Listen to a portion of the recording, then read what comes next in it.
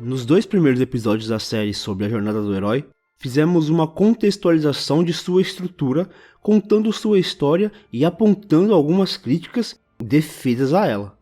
Fizemos também uma comparação a partir dos 2 autores citados, Joseph Campbell, que criou o monomito e descreveu 17 etapas vividas pelo herói, e Christopher Vogler, que modelou a jornada do herói para a estrutura que conhecemos hoje, como os 2 passos da jornada do herói, que foi dividida em 3 atos. Primeiro ato: 1. Mundo comum. 2. Chamado à aventura. 3. Recusa do chamado. 4. Encontro com o mentor. 5. Travessia do primeiro limiar. Segundo ato: 6. Provas, aliados e inimigos. 7. Aproximação da caverna oculta. 8. Provação. E 9. Recompensa. Terceiro ato: 10. O caminho de volta. 11. Ressurreição. E 12. Retorno com Elixir. Nesse episódio concludente, vamos abordar os 6 últimos passos da jornada do herói, que vai da aproximação à caverna oculta ao retorno do Elixir. Introdução feita, vamos à aventura. Aproximação da caverna oculta. Essa fase existe apenas para Vogler, uma vez que Campbell a mantém como estrada de provas. A aproximação é uma especificação de Vogler dentro de suas provas e encontros com aliados e inimigos. A caverna oculta é o lugar, físico ou metafórico, onde o herói enfrentará sua maior provação até o momento. Em muitas histórias, essa caverna oculta vai para baixo mesmo, literalmente, como Minas Moria em Sociedade do Anel. Em outras, para cima, como Neo e Trinity entrando no prédio onde Morpheus é mantido refém em Matrix. Mas esses eventos são posteriores. A aproximação está nos momentos anteriores, onde heróis e aliados montam planos e enfrentam conflitos direcionados à preparação para a caverna. Em muitos casos, há um caminho propriamente dito, um corredor a ser seguido. As famosas cenas de planejamento de Missão Impossível, antes das manobras e infiltrações impossíveis, são boas representações desse estágio. Provação ou as várias provações de Campbell. A analogia da amarelinha sobre a jornada do herói quase cai por terra nessa fase, pois a provação de Vogler não compreende as 2 etapas de Campbell, compreende 3. O autor de O Herói de Mil Faces designa 3 momentos de conflito supremo vivido pelo protagonista. São o encontro com a deusa, a mulher como tentação e sintonia com o pai. Essa divisão resume as diferentes causas das provações a que os heróis são submetidos pelos estudos de Campbell. A deusa se refere a uma energia feminina materna, a mulher com tentação, a energia feminina sexual, e a sintonia com o pai, a energia masculina materna. Esses padrões estão repetidos na maioria dos mitos de uma sociedade patriarcal e interpretados dentro do mesmo paradigma. Seguindo esse paradigma, uma protagonista mulher teria a inversão desses papéis de energias masculinas e femininas. Nesses encontros sobrenaturais, o herói enfrentaria seu abismo e alcançaria o fundo do poço. Uma situação de vida ou morte, onde enfrentaria deuses e deusas. É o confronto de Perseu com Medusa, o resgate de Morpheus por Neo e Trinity enfrentando os agentes, ou John McClane encontrando Hasglamber em Duro de Matar. Vogler escapa dessas analogias para focar no ponto comum entre elas, o impacto do evento. Este precisa ser um encontro com a morte ou efeito semelhante dentro da história. Ter um teor sobrenatural, de revolução, de mudança humana. Em um filme de ação, costuma envolver explosões. Em um drama, rachas ou perdas familiares. Um caso interessante de provação acontece em A Chegada. Luz precisa se comunicar com os alienígenas. Ela lida com uma série de provas menores de ordem científica, política e pessoal com apoios e pressões de aliados e inimigos. Quanto mais perto ela chega de entender como se comunicar, mais ela se aproxima da caverna oculta.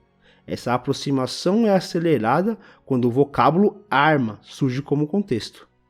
A cena em que ela e Ian entram no espaço alienígena para entender o sentido de arma, chega a ser uma aproximação visual. A caverna oculta está ali, em frente a eles. Porém, antes que consigam decifrar, inimigos o impedem através de uma explosão que visava matar os extraterrestres. A aprovação chega quando Luz deixa os procedimentos para trás e vai a pé até próximo à nave, onde é reconhecida por um módulo e levada. Ela tem, enfim, um encontro cara a cara com Costello, o alienígena que sobreviveu à explosão. Luz, entre aspas, morre, ainda que a situação não seja visualmente violenta. Ela mal entende como respira ou como consegue se comunicar. O fato é que consegue. Ela aprende sobre sua nova interpretação do tempo. Deixa de ser a humana de antes e se torna algo maior. Recompensa e apoteose. A aprovação está muito associada aos momentos mais críticos do segundo ato em outras estruturas, que podem variar do midpoint, o ponto no meio do filme que costuma estabelecer uma forte virada na história, ou no próprio clímax que encerra no segundo ato. Seja em que ponto for, a experiência da aprovação costuma trazer uma recompensa imediata. Essa recompensa pode ser de um objeto a um aprendizado, do concreto ao intangível. Em alguns casos, sobreviver já é uma recompensa, como em alguns filmes de terror. Essa recompensa é chamada tanto por Vogler como por Campbell de Elixir. Campbell, no entanto, segue um caminho maior. A partir dos seus 3 tipos de provação, encontro com a deusa, mulher como tentação e sintonia com o pai, ele segue para um estágio que Vogler pula, a apoteose. A heroína Luz, ao encontrar seus modelos de deidades, os alienígenas, se tornou capaz de se comunicar naturalmente com eles. De certa forma, ela se tornou um deles. O herói que sobrevive aos encontros com deuses deve ter algo de Deus nele próprio. Luz, de fato, sai com um elixir daquela caverna, o domínio da linguagem alienígena. A apoteose é anterior ao elixir, é o estado que a protagonista alcança. Campbell segue a apoteose com a bênção última ou a grande conquista, esse sendo uma fase sinônima à recompensa de Vogler. É uma hora-chave para itens mágicos como a Excalibur que aparece. Um interessante elixir que subverte o uso padrão da recompensa é a Taça do Torneio Tribucho, em Harry Potter e o Cálice de Fogo. Ao invés de ser um troféu levado para casa, a taça leva Harry em um encontro inesperado, a presença de Lord Voldemort. O caminho de volta e a descida. Nenhuma etapa de Vogler abrange tantas possibilidades para Campbell quanto o caminho de volta. Em O Herói de Mil Faces, após a grande conquista ou a bênção última, Campbell começa ao terceiro ato do monomito, denominado Descida. Os primeiros estágios da descida não são sequenciais, são concorrentes. A recusa do retorno, a fuga mágica, o resgate com auxílio externo. Depois ocorre a passagem do limiar do retorno. Essas 4 etapas são encaixadas no que Vogler chama de o caminho de volta. Esse caminho tem um sentido inverso da travessia do primeiro limiar do início da história. Lá, a protagonista cruza do mundo comum para o mundo especial. Aqui trocamos. Com o elixir em seu poder, a protagonista retorna para o mundo comum, transformada e pronta para propagar essa transformação para o seu mundo. A recusa se refere a heróis que não conseguem retornar, que desejam se manter no mundo especial. É comum que mentores sejam heróis anteriores que, em alguma de suas próprias jornadas, por seus próprios motivos, recusaram o retorno. Essa experiência permite a mentores serem guias para os novos heróis. Talvez não haja melhor exemplo visual para a fuga mágica do que Indiana Jones correndo da pedra rolante, ainda que ocorra no prólogo de Indiana Jones. Por ser um prólogo independente da trama principal, podemos perceber os mesmos elementos escondidos em menor escala. Já para o retorno com auxílio externo, podemos lembrar de Dumbledore, guiando Harry Potter em uma espécie de limbo após este ser morto por Voldemort em seu último filme. Ressurreição. Os nomes usados pelos dois autores dão a entender que o herói sempre retorna fisicamente para o mundo comum antes da ressurreição. Algumas histórias não permitem isso fisicamente. O mundo comum pode não mais existir, ou não combina mais com o herói que precisa viver agora um novo tipo de mundo comum. O mais importante na volta é o aspecto subjetivo. É sobre o herói ter o conhecimento necessário para sair do mundo especial e ter contato com o restante do mundo para vencer o seu último desafio. Este último desafio é a ressurreição. É comum, por exemplo, que a provação seja um encontro com um vilão ao qual o herói sobrevive por um fio. É o caso de Homem-Aranha de Volta ao Lar.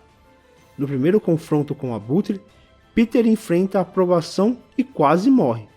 No segundo confronto, ele já carrega uma nova resolução. É ali que ele vai passar por uma ressurreição. Essa é a fase em que a protagonista efetiva sua transformação com a posse do Elixir. É Luiz usando seu novo conhecimento para impedir uma guerra global em A Chegada.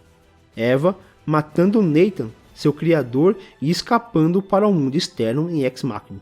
Neo, após morrer aparentemente, é ressuscitado como o escolhido, derrota os agentes e implode Smith em Matrix. Ou na mais famosa das histórias, a ressurreição de Jesus no terceiro dia. Campbell chama esse estágio de Senhor dos Dois Mundos.